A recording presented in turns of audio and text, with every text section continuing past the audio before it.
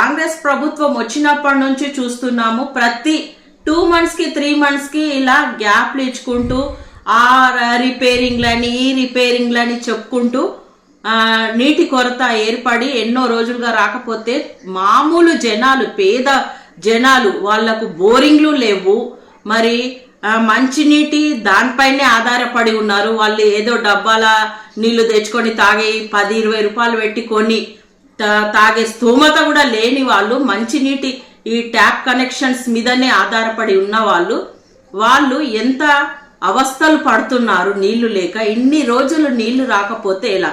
ఇంకొకటి ముఖ్యంగా మన పండుగలు, ముస్లిం సోదరుమణులు కానివ్వండి, మన హిందూ సోదరుమణులు కానివ్వండి, ఘనంగా జరుపుకునే ఇప్పుడు సంక్రాంతి పండుగ, ఇంతకు ముందు గణేష్ పండుగకు కూడా అలాగే నీటి కొరత ఏర్పడింది. మళ్ళీ ఇప్పుడు మనకు సంక్రాంతి, అందరూ ఇల్లు శుభ్రం చేసుకుంటూ నీట్ చేసుకోవడానికి నెసెసరీ నీరు అనేది నెసెసరీ.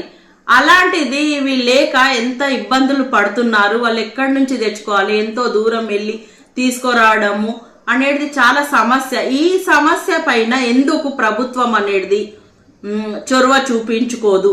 ఎన్నోసార్లు చెప్పడం అయింది. మనకు దేవుడిచ్చిన వరము కాగ్నా నది, మన తాండూరుకు నాపరాయి ఎలా ఫేమసో అలాగే మన తాండూరు కాగ్నా నది కూడా మన వ్యవసాయ వనరులకు కానివ్వండి, ప్రతిదానికి అది కూడా మన కాగ్నా నది కూడా చాలా ప్రసిద్ధి చెందింది.